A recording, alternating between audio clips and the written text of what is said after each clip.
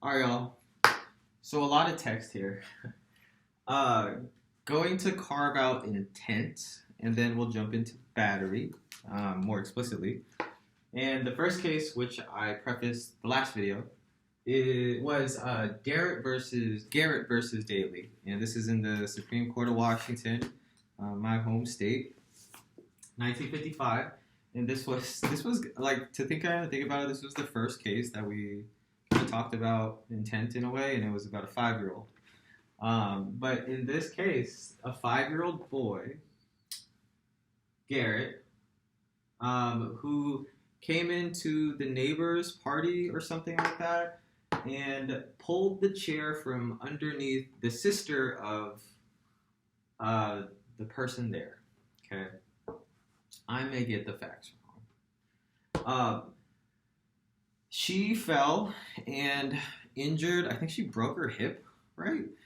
And she sued the 5-year-old. And by the time the case got there, I think he wasn't 5 anymore, right? But sued him for battery. And you can imagine the defenses in which, the boy was, Dailey was the boy. He was like, I was 5. I didn't really have great motor skills at the time. Did I mean to? No. It wasn't until after I got the chair, right? And then Garrett was Garrett. I'm not even gonna do a double take here. It's fine. Yeah, Garrett was the lady. And she was like, you know what? He saw me coming, and he looked at me, and then I started to sit. Then he pulled the chair down, right? But the question for the court here are, what are intent requirements for battery? And the holding out of this case was kind of a review of what I said last video, but essentially, the easy one is you can have that intent requires knowledge to bring about the consequence that happened. And that one is not in question here. But 2 was if there's substantial certainty of the result of your potential apprehension. And while we have guidance of what can bring about intent, what is instructive here is that we know that intent to harm is not required, which is kind of an interesting point. Because if you really think about, right, back in Hull versus Orange, right, you were strict liability for everything, right? And then now we're like, well, actually, you don't even need to intend to harm. And so, like, this weird pendulum swinging, right? But kind of opens the door for more questions. And so the next case we get into is going to be Wagner versus State. And Wagner versus State was the case in which Mr. Geese, he was in a Kmart and he was mentally disabled under a state program in a checkout line, and Mrs. Wagner, she was in the checkout line at a Kmart, R.I.P. Kmart, and went up, grabbed her hair, yanked it down, tossed her on the ground, and she was injured, and then sued the state for battery. Because, right, as Miller say, he probably doesn't got the money, right?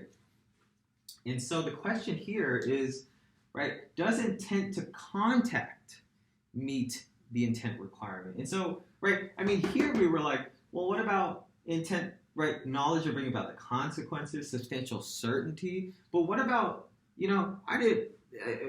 what about intent just to be able to contact you, and then some unfortunate result happens? Is that enough?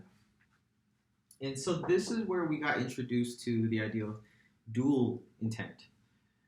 In dual intent, this is something that took me a bit to understand, but the first one is the easier one, is intent of contact and actual harm. And so this is the instance in which Mr. Geese, in his head, was like, I'm going to grab this hair with the conscious knowledge that when I yank it, harm will happen. I'm gonna revel in it, right? That's not required, the reveling. But the second part is the more important part, and this is where we talk about the objective standard. Well, this part is the intent to contact and harm is done by the reasonable person standard, right? And so whatever you were thinking subjectively, whether you thought that this was going to bring about harm is one thing. But the dual intent prong number 2 disregards your subjective idea and puts it to the standard of the reasonable person. And so I don't really care about what you thought. Does the reasonable person believe that your act here, from the standpoint of here, was reasonable to believe that you intended harm, could constitute intent in a battery charge here? And the court didn't decide this. It was remanded for kind of facts to assess this new standard of law. But yeah, cool. Battery is next.